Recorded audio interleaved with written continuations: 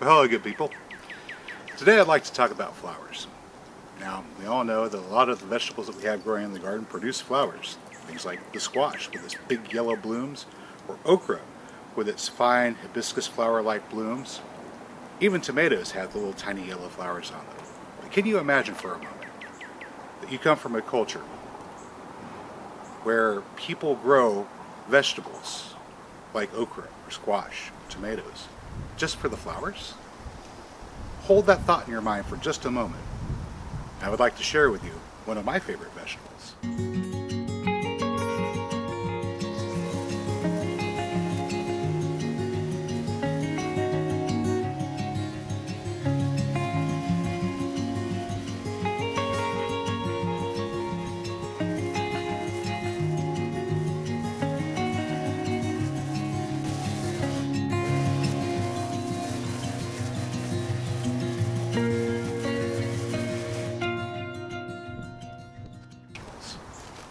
This is Hemerocallis fulva. It originated in China, and for thousands of years it has been grown as a vegetable, but most people know it by another name, the daylily. You see, daylilies appear in a lot of people's gardens as just pretty flowers, but did you realize this is a vegetable?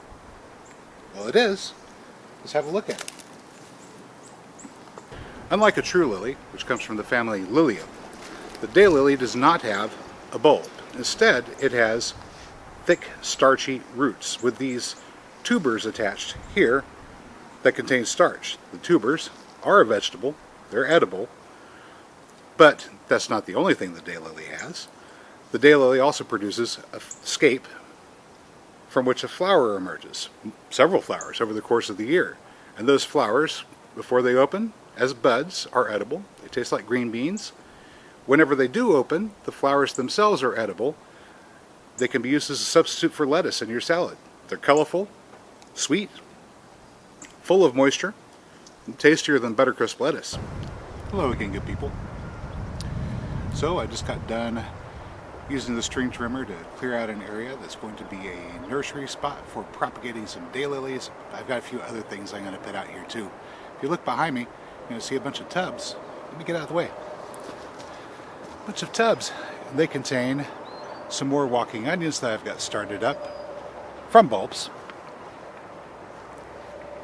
And I figure, well, as long as I'm going to be out here putting the daylilies in, I may as well give these guys a little bit more permanent home and grow. These ones are just started from the bulbs. They just sprouted. And some of them, actually, like this one, they're probably ready to package up and ship out, but I'm going to give it a little bit more time, get a little bit bigger. It'll make a better plant for later on. I don't like the idea of shipping scrawny, tiny little plants. I want them to be good and healthy before they go out. Anyway, I'm going to get these in the ground real quick, and then I'm going to take you around to the front, and we'll have a look at the daylilies that I've got out there that need to come back here so they can be separated out and grow more daylilies.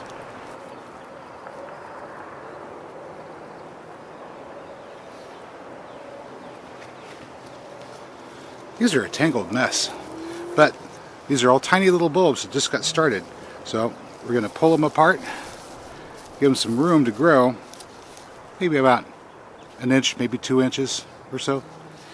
And that will help them get big and strong and be ready to be either transplanted out to become parent plants or possibly packaged up and shipped off to people that need to have some of their own to get started.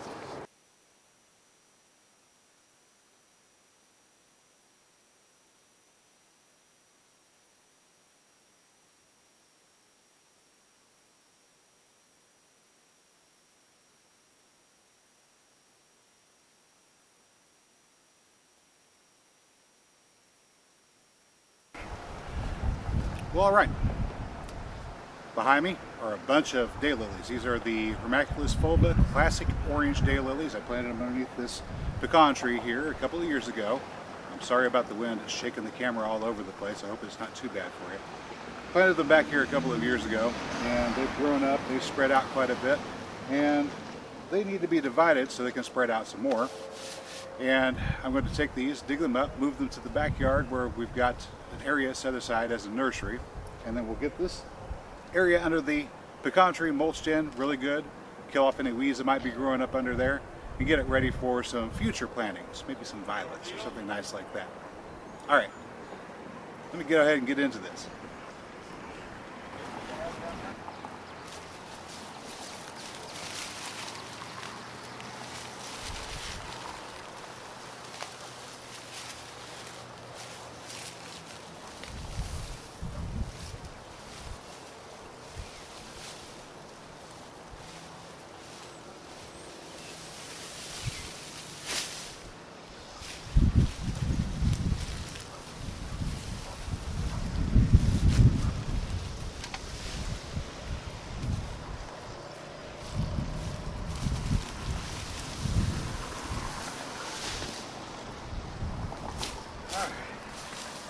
All these guys in the wheelbarrow. Back. Going back to the back. Oh wow, that's a lot. That is a lot. The daylilies, folks. Too many daylilies. That's a lot of daylilies. I don't know what I'm going to do with all these daylilies.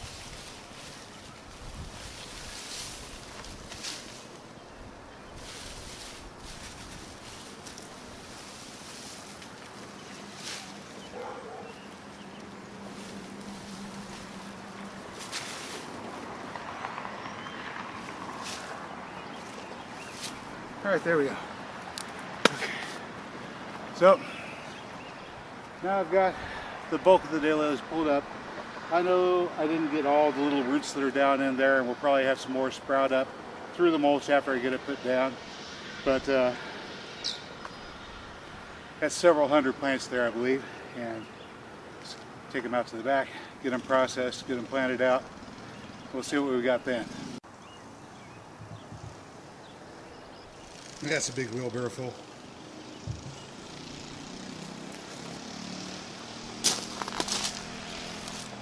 All right, now I gotta get this thing out of here.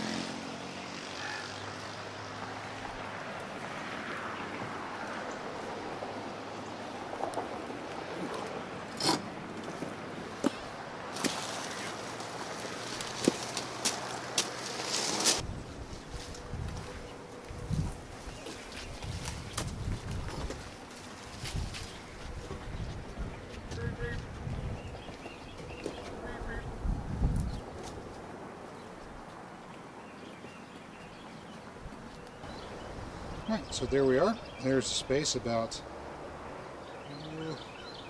4 foot wide, 3 foot deep. Has about 300 of those Egyptian walking onion plants planted into it. And those are going to work on getting bigger, like the parent plants here.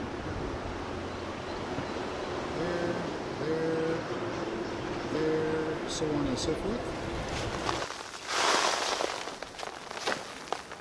So, as I mentioned previously, they came out in fairly large clumps. Here's a daylily plant with about 4 of the tubers on it. Each one of those tubers will form a new plant. This is the way one of the 2 ways actually, the daylilies propagate themselves. They can either propagate by spreading through the tubers, the bulbs underground, and they can also produce seeds. Most people don't plant seeds, although theoretically, yes, they can grow from seed. It's just not something that's generally done. If you wanted to create a new variety of daylily, you would do seed propagation. And I've experimented with it some, but not with a whole lot of success as of yet. One of these days, I'll have my very own special daylilies that I grew from seed. But for now, I'm just doing cloning of the daylily plants that I already have by dividing up these plants and allowing them to develop more tubers underground, and from those tubers new plants form, and so on and so forth, until that glorious day arrives whenever the daylily will take over the world. And really, I mean, why shouldn't it? We have here a plant that's a pretty flower on the one hand, attractive to pollinators, The flowers are edible. You can put them in your salad. They're like a buttercrisp lettuce, only slightly sweeter. Hey, what's not to like about that? And colorful. Before the flower opens, the bud isn't edible. It tastes a bit like a green bean. You can eat them fresh and raw, or you can cook them just like you cook a green bean. Hopefully not overcook them like most people cook their green beans. The tubers down here, they're small, but after you wash them up, can be roasted, fried, sauteed, baked, boiled, all kinds of things you can do with dead leaves. No, just don't. No. Okay.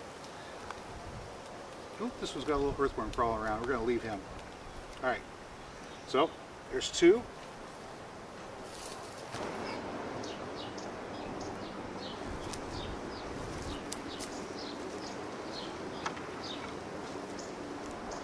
Alright, now I've got burlap on the top and burlap on the bottom, and I'm just going to give them a little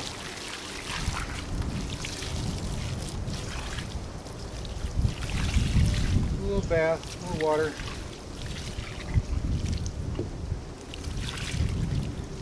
It's important to keep this damp, but we're getting there.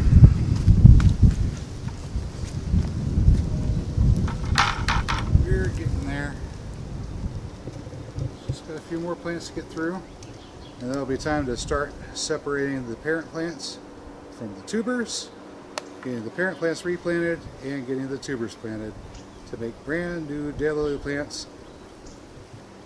Yep. Alright, back to it. Okay, so I got here a set of bypass pruners. You could use scissors. I'm using my pruners.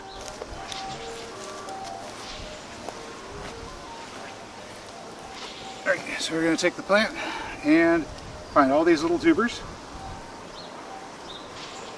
and just give the tubers themselves a little trim to knock those out.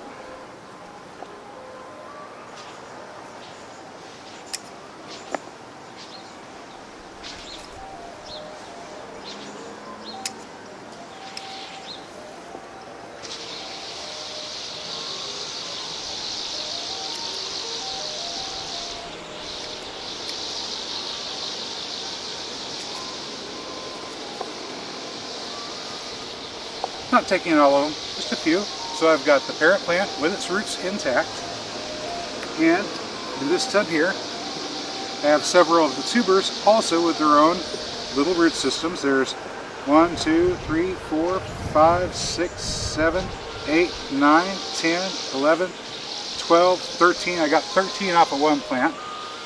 So there we go. Each one of these will get planted individually, and it will form its own separate plant with its own separate root system. Hi-ho, hi-ho, hi-ho, hi-ho, hi-ho, hi-ho, hi-ho. It's off to work we go. Alright.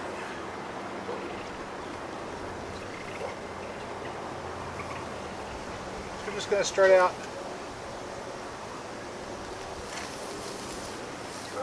getting out of place for those parent plants to go.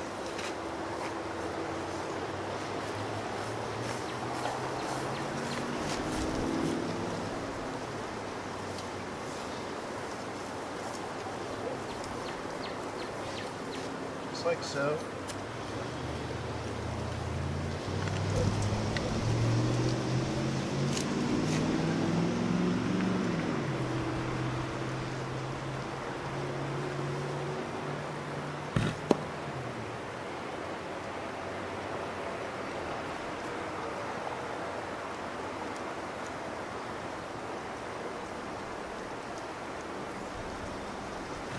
Just like so.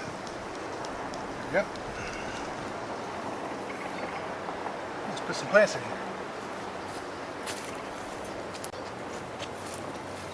There we go. Here's your plants. Give it a little bit of a soak. Right. Right down there. There. Bring that material back around.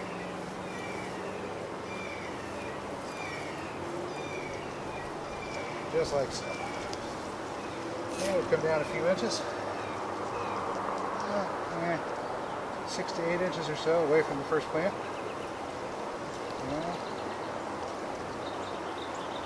Next one.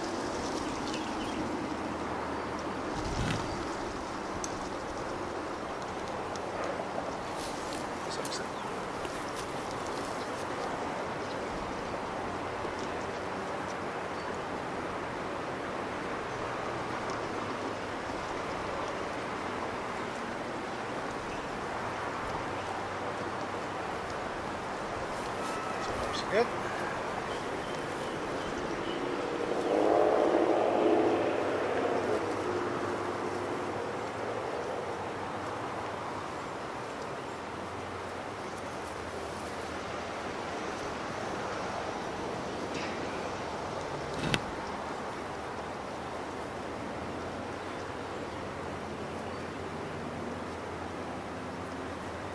All right.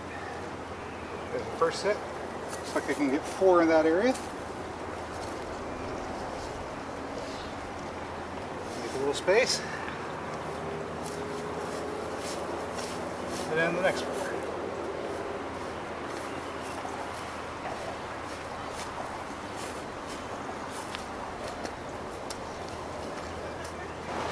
Well, all right. In this space behind me, we've just planted 30 parent daylily plants. We put them about 6 inches apart and then 4 inches in between the rows. The trenches that we dug to put them in are about 6 inches wide and 2 inches deep. Cover them back up and we'll let those go for about a year or so, maybe 2 years. And by the end of that time, they should have produced lots more of these little bulbs with their own little root systems that we can then plant out for more plants. And I'm getting ready to put those in right now. Here. That's it, just a shallow trench. I'm going to come over, 4 to 6 inches. Another trench, 4 to 6 inches, about there. Another shallow trench, about an inch or 2 deep. That's all we need, about an inch or 2 deep. Make sure that we're about to that depth. So I'm using the point of the pick kind of like a yeoman's plow at this point. Just to rip that trench. And that's all we need to slip these little bulbs in to get them started. We'll count them off as we go, see how many we get. So each one has its own little root system. It's ready to grow. Get one there. Space it out a couple inches, about the width of the hand. There's 2. 3. Okay, the wind is blowing really bad and it's really hard to keep the camera in one place right now, so I'm going to go ahead and shut it down. And once again, I'll bring you back after we're done and show you our progress. At the moment, we're getting about 12 for each one of the 12 bulbs for each one of these little rows, spaced about 6 inches apart, trench dug about 2 inches deep. And we'll be able to come back and visit these again in about a week or 2 and see if we've managed to actually get some daylilies to sprout up out of the ground. I sure hope so, but we'll wait and find out, won't we? Anyway, I'm going to get up there, I'm going to turn off the camera, and I'll have you back with me here in a little bit. Well, all right, good people, we've got day 5 now, 5 days, and I just finished up adding some wood chip mulch to the pathways here. Let's have a look at our plants. We've got a grand total of 150 parent plants transplanted out, and in these bare spots in between the rows, there and there, we have 500 of the tubers planted to produce more baby plants. In the next 2 or 3 months, those should be popping up and we will have fresh, brand new daylily plants, quite a few of them, right there. Okay, so one of the questions that someone might have is, if I order plants from you, from this nursery, Jason, what kind of plants am I going to get? Let me show you. This is an example of probably about the worst quality of daylily that I would be shipping. This is a plant that's established, has its own root system. It won't necessarily have tubers like this one has already started to form, but it might. That's not really the important thing. An established root system, a live plant, and it's going to have some pruning, so I can take it and pack it in a 1-gallon plastic bag wrapped with some paper towels, slightly moistened, to help it survive the trip. Now, you're wondering perhaps why I don't use Amazon Prime for shipping live plants, and the reason is simple. Live plants and bulbs and things of that nature, if you use Amazon Prime, I'm not going to knock Amazon Prime for most things. For most things it's great, but if it's a live plant that you're shipping, the way Amazon Prime works for the people that are providing the product is they ship a large quantity to a central warehouse, and then Amazon fulfills the deliveries from there. But that product can sit at that warehouse for an extended period of time, and if we're talking about a live plant, bad things can happen. So in order to make sure bad things don't happen and you get a good live plant, I don't use Amazon Prime for shipping live plants, and that's why. It's just to make sure that whenever I ship a plant, you get a plant, not something that used to be a plant. Anything else? No? Okay. Well, that's all I've got for you today, good people. If you like this video, please like it, subscribe, share, leave your comments down below, and I will catch you next time.